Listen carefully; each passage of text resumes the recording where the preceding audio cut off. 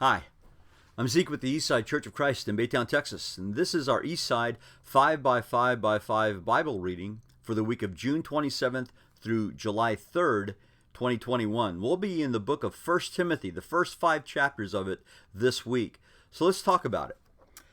The letters to Timothy and later on Titus are unique in that they're written not to churches, but to individual preachers to encourage them, to strengthen them, to make sure that they're doing what the churches that they're serving need to be having.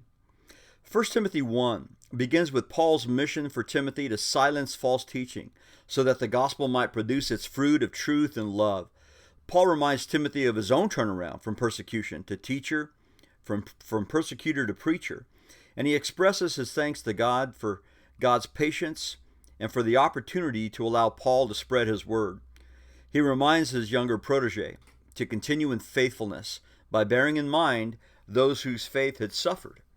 In 1 Timothy 2, Paul encourages prayer for the sake of spreading the gospel and allowing Christians to live godly lives among ungodly people. People, or rather men, are to maintain holy lives, and women are to express their godliness in appropriate dress and by accepting her role as given by God. 1 Timothy 3 addresses the straightforward qualification of elders and deacons, whom Timothy was to appoint. He reminds that the work of an elder is a noble one and should be done by a man who has a track record of godliness, integrity, and good management.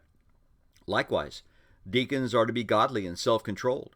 Then Paul introduces a poem, or perhaps it's a hymn, that succinctly expresses Jesus' majesty. In 1 Timothy chapter 4, Paul explicitly predicts that apostasy is coming.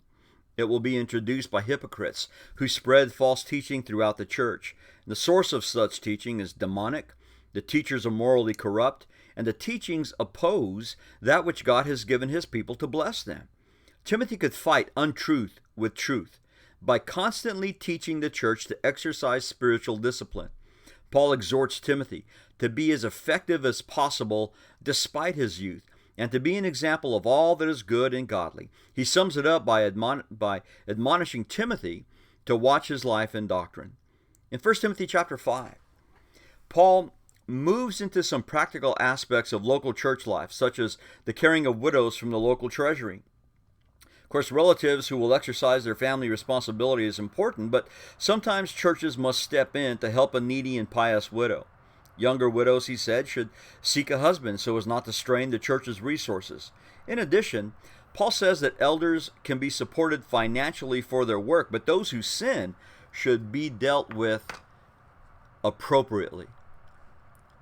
There's a lot this week to look at in the first 5 chapters of Timothy, and I hope that you'll do your 5 minutes of reading, your 5 minutes of reflecting, and spend 5 minutes in prayer asking God to help you apply the truths that you learned. We'll see you next time. God bless you.